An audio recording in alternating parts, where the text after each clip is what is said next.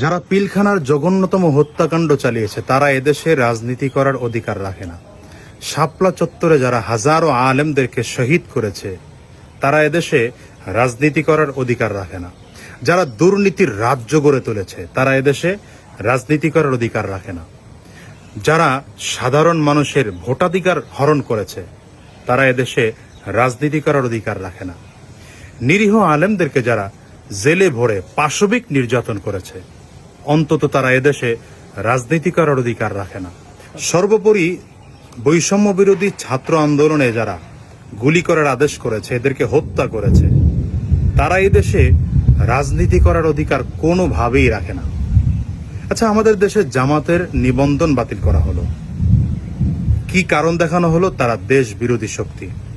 অথচ ৭১-এ তারা দেশ বিরোধী শক্তি ছিল কিনা সেটা আদৌ প্রমাণিত হয়নি। এই